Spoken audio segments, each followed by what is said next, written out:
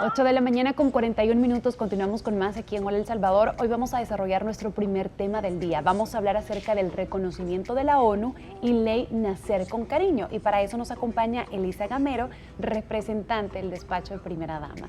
Bienvenida, ¿cómo está? Muy bien, muchas gracias por este espacio y por la oportunidad de poder conversar con sus televidentes acerca de estos dos temas tan importantes. Sí, sin duda alguna, y para que todos también aprendamos un poquito respecto a toda esa bonita labor, ¿verdad?, que se ejerce. Hablemos de esta ley de Nacer con Cariño, de qué trata y cómo se trabaja. Bueno, definitivamente la ley Nacer con Cariño lo que viene a tratar de marcar es un antes y un después en la atención materno-infantil.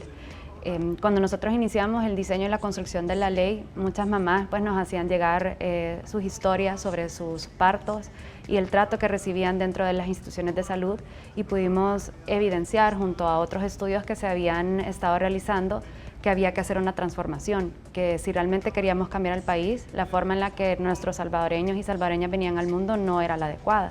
Entonces, bajo el liderazgo de la Primera Dama, se impulsa esta ley para garantizar que ahora hayan experiencias de parto positiva y también garantizar los cuidados del recién nacido.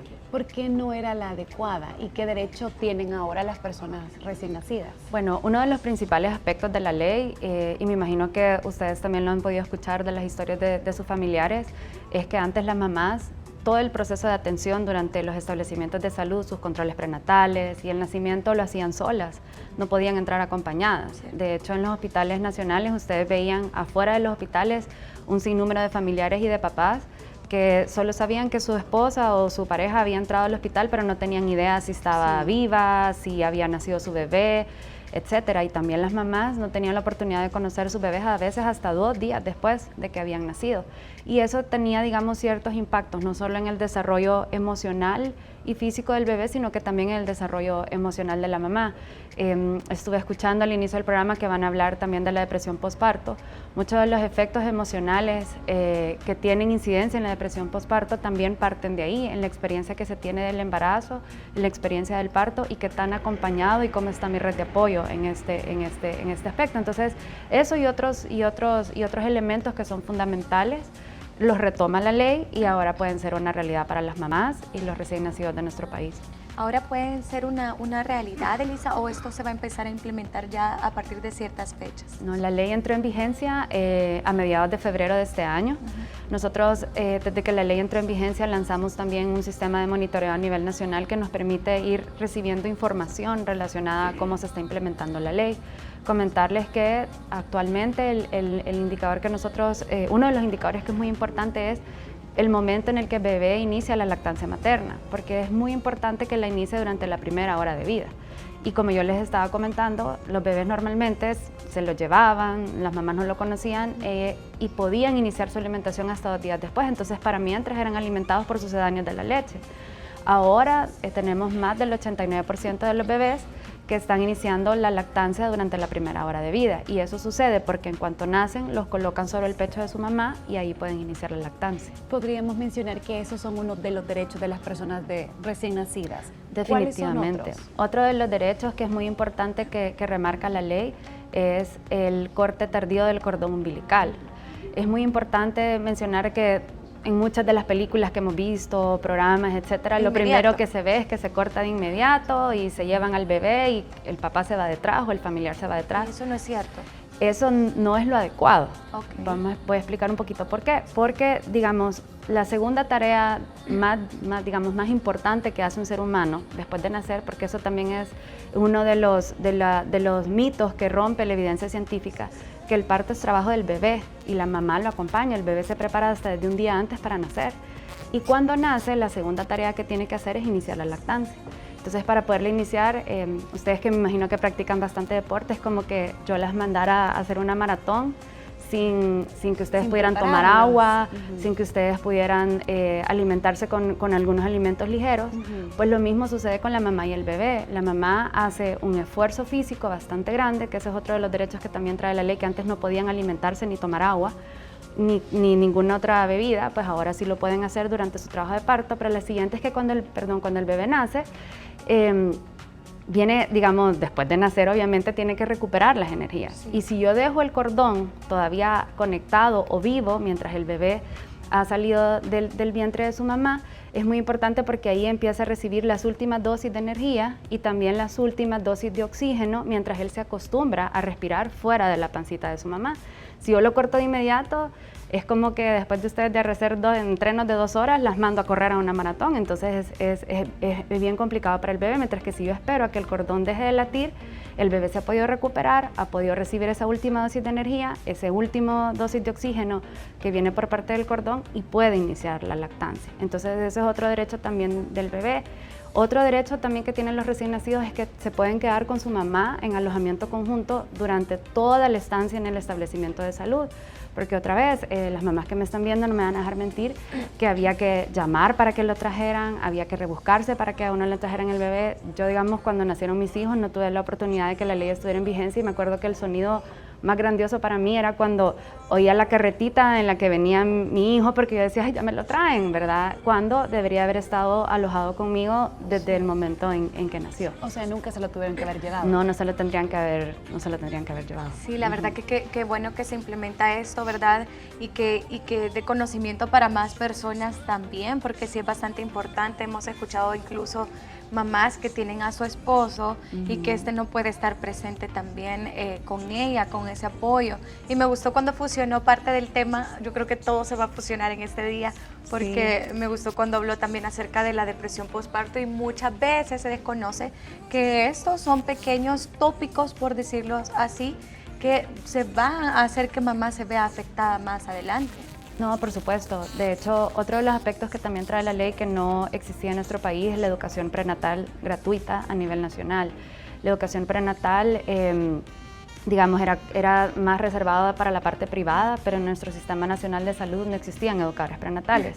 Hemos formado 1.500 educadores prenatales y esto lo que ha buscado es que justamente estos miedos, estas dudas, estas inseguridades, porque no importa si es mi primero, segundo o tercer bebé, siempre hay emociones encontradas con respecto a este suceso y dentro de las sesiones de educación prenatal lo que se contribuye es que la mamá conozca su cuerpo, conozca los cambios en sus emociones, conozca cómo se va desarrollando el bebé, qué esperar en el parto, cuáles son las posiciones adecuadas en el parto, porque ese es otro beneficio también que trae la ley, otro derecho de la mamá a escoger la posición de parto. Se había creído que la posición dentro de esta cama súper incómoda con las piernas, sobre estos como pedestales, era la mejor posición, pero la evidencia científica ha, digamos, dado sin número de estudios en el que se menciona que la cadera se cierra en esa posición y que es más difícil para la mamá dar a luz. Hay muchas otras posiciones estrella que las mamás aprenden durante las sesiones de educación prenatal y hoy hemos visto partos en nuestros hospitales nacionales en 4 apoyos, partos verticales, en cuclillas. Entonces eso lo que va haciendo es que la mamá vaya conociendo su cuerpo e identifique la mejor postura para dar a luz. ¿Cómo manejan esta nueva ley con el COVID-19? Bueno, definitivamente el COVID ha venido a marcar nuevas normativas, digamos, nuevos criterios para la realización de estas actividades, pero siempre se cumple con el distanciamiento, con ahora, digamos, como el uso de mascarilla, pues es voluntario, también las mamás que quieran usarlo o no, pero siempre se mantiene la distancia. Y lo otro que sí se promueve muchísimo es que todas las mamis que se encuentran embarazadas puedan acceder a su vacuna para protegerse a ellas y también proteger a sus bebés que están por nacer. ¿Quién está regulando esto? ¿Cómo yo me doy cuenta de que estoy embarazada, voy a tener a mi bebé, pero ellos me dicen, no, tiene que ser de tal posición, no tiene que ser así? ¿Quién está regulando? Uno de los aspectos que han sido fundamentales para la ley es la capacitación de todos los profesionales de salud. Se hicieron diferentes módulos de capacitación especializada y también de forma general, pero dentro de los establecimientos de salud hay gestores de la ley, que son los que se encargan de identificar estos vacíos, digamos, o estas, en algunos casos, quejas o levantamientos de bandera que pueden haber por parte de las mamás y de las familias.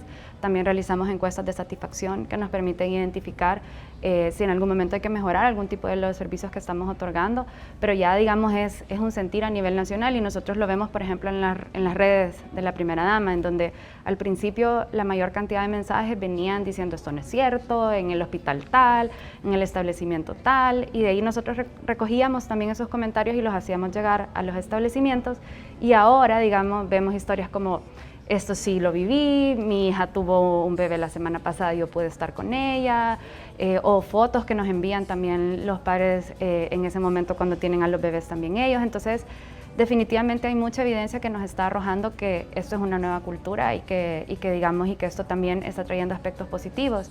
Toda esta evidencia, mientras también sucedía otro trabajo relacionado con la primera dama, es la otra noticia que les queríamos compartir esta mañana, que es este rol que hemos asumido ante las Naciones Unidas el día de ayer.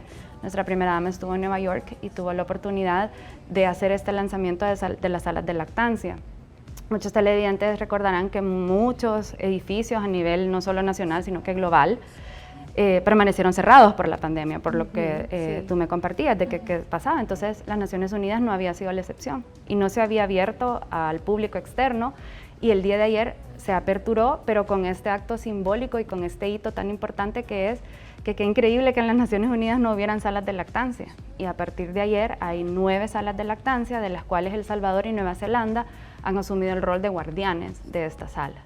Súper bien, ese logro también para El Salvador, para que todos logremos conocer, ¿verdad?, estas buenas noticias, y qué bueno que las vienen a compartir acá en Hola El Salvador. Muchas gracias por el espacio, definitivamente estamos muy felices. También se creó este libro donde pueden ver diseños salvadoreños de nuestra gente, que está en murales colocado dentro de las salas de lactancia para que todas las ciudadanas del mundo tengan un pedacito de nuestro país. Y también para las mamás que llegan a lactar en estas salas, no solo tengan información y asesoría, sino que también puedan disfrutar de este libro creado pues por manos salvadoreñas, por una súper artista e ilustradora que es Alexia Herrera, y también pues su escritor, que ha sido Milton Rodríguez. Buenísimo, ¿no? Así que hoy de verdad son excelentes noticias, y me gusta que también nos comparta como el antes y el después de lo que decían las personas, porque hoy creo que nos vamos a sentir un poco más seguras, ¿verdad? Porque el personal está capacitado, creo que nos van a atender mejor, que eso era lo que se buscaba también, porque es un momento bien complicado para la mamá, para la familia, incluso para el bebé, y que ellos también tengan sus derechos porque son personas recién nacidas.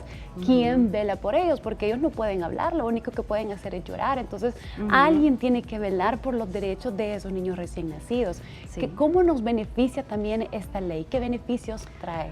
Me encanta el comentario y el que puedas poner esto sobre la mesa, porque a diferencia de otras leyes de parto respetado que hay en Latinoamérica, es importante decir que en Centroamérica somos el primer país que tiene esta ley, pero en otros esfuerzos que han habido en Latinoamérica siempre se había enfocado o había sido únicamente relacionado al parto, más no retomaba al recién nacido. Para la primera dama fue fundamental de que en la ley estuviera incluido el recién nacido, porque justo lo que tú dices, ¿quién habla por el bebé? ¿Quién expresa los derechos y las necesidades del bebé en ese momento?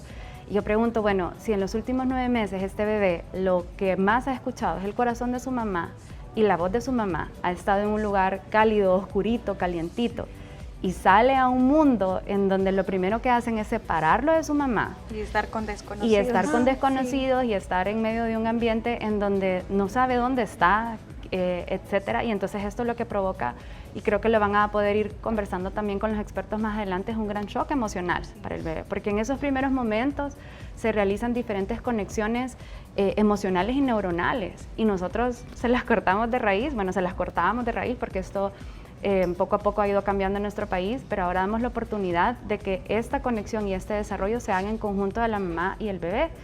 Y esto lo que también arroja la evidencia científica, y espero que lo puedan conversar más adelante, es que disminuye la posibilidad de una depresión postparto, porque la mamá está más consciente de sus emociones, recupera la confianza en sí misma, porque también lo que nos vinieron diciendo a las mujeres es que no podíamos parir solas, que necesitábamos apoyo, de un médico que nos dijera cómo hacerlo, cuando nuestro cuerpo en su sabiduría genética por muchísimos años sabe cómo hacerlo, y por supuesto el bebé también en su registro genético tiene la capacidad para poder hacerlo. Elisa, me surgió otra duda, porque lo primero que yo escucho de mis amigas que tuvieron esta experiencia, ¿verdad?, de tener un bebé, dicen que lo primero que le dijeron a su esposo, a la persona que estuviera a la par, que en el momento que naciera, que no le quitara la vista al bebé.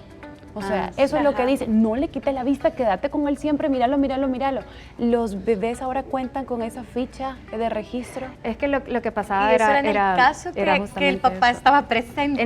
Digamos, en la experiencia privada, que increíble que teníamos que pagar para poder estar acompañadas, ¿verdad?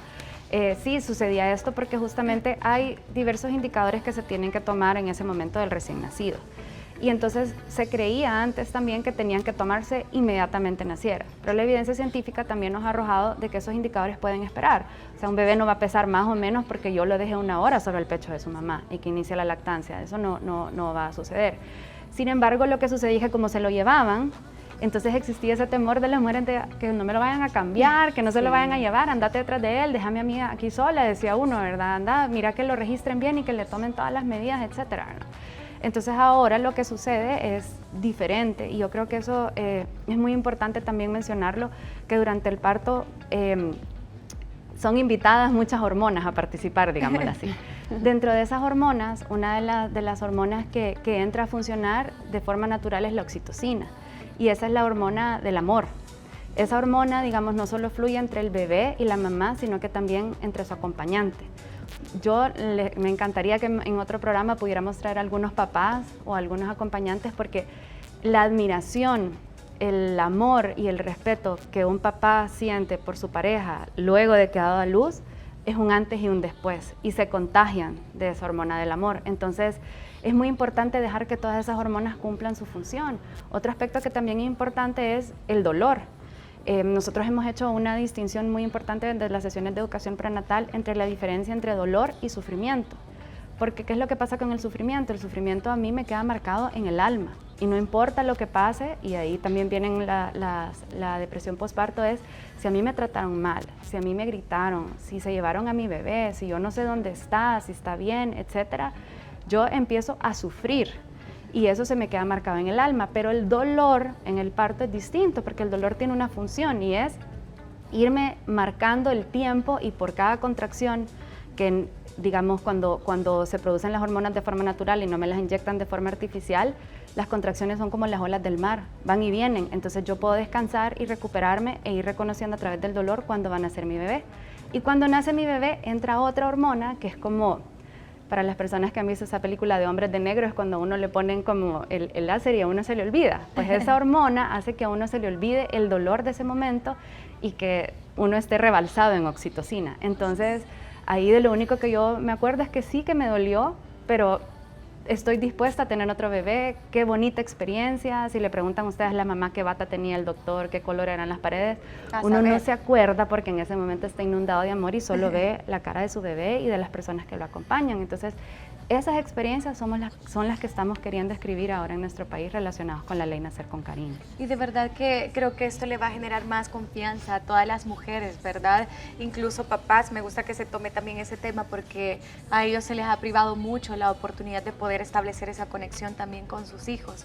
Y ahora pues ya se va a tener la oportunidad, y en el dado caso, Elisa, que esto no se realice, o que alguien nos está escuchando y está oyendo los pasos que deben de seguir con mi parto al momento de dar a luz, yo podría reclamar en algún momento, yo puedo llamar, puedo exigir ese derecho en algún lugar. Sí, definitivamente dentro del Ministerio de Salud y también dentro del Seguro Social, pues hay un área que se llama el Derechos de la Salud, y ahí pues yo puedo también establecer mi queja, pero también nos pueden llamar al 131, que es un número que se ha activado desde la pandemia, incluso para la atención de las mamás y los recién nacidos, donde pueden externar todas estas situaciones. Y créanme que nosotros leemos todos los mensajes que colocan en las redes de la primera dama, todos los mensajes que colocan en las redes de las instituciones.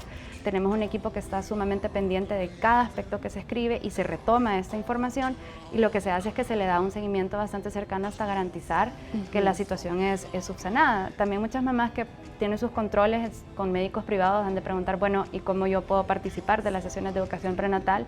Decirles que la ley es tanto para el ámbito público como el privado. Entonces, si desde su médico privado no tiene la oportunidad de recibir las sesiones de educación prenatal, puede ir a cualquier establecimiento de salud que esté cercano a su casa e inscribirse en las sesiones. Y las sesiones se realizan días de semana y fines de semana por las mamás que durante su día a día, pues por trabajo y por otras ocupaciones no pueda asistir.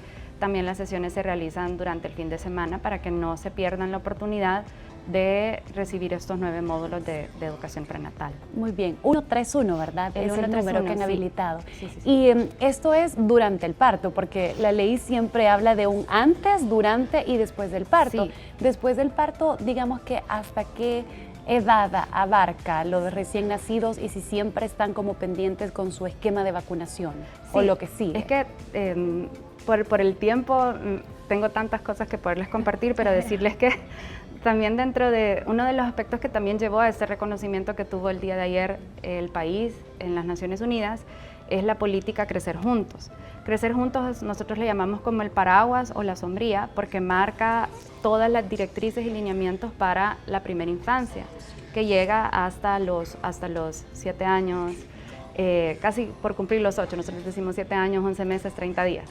Entonces, una vez la ley, digamos, surge de la política y llega hasta los primeros días del recién nacido, luego hay diferentes acciones que retoma la política. Entonces ahí empiezan los controles de niño sano, todos los tamizajes. Es importante también comentar que antes no existían los tamizajes a nivel nacional, los tamizajes transfontanelares, los auditivos, los de cadera. Lo que queremos con esto es garantizar que si los niños o las niñas van a presentar algún tipo de discapacidad, poderlo identificar con tiempo y poder darles las atenciones con tiempo, porque si hay que hacer una intervención quirúrgica o hay que hacer algún proceso de sesiones para poder disminuir esa discapacidad o poder darle mejores oportunidades, si sucede esto en los primeros años de vida, requiere, digamos, intervenciones menos fuertes o menos quirúrgicas que si se descubre esto cuando tiene 7, 8 años, donde nos hemos perdido muchas ventanas de oportunidades para poder agenciar esa discapacidad. Entonces, con respecto a tu pregunta, sí, la política Crecer Juntos también involucra todo el Sistema Nacional de Salud y están estas diferentes acciones. Perfecto, hasta los 7 años, 11 meses, 30 días, ¿verdad? Nos lo aprendimos.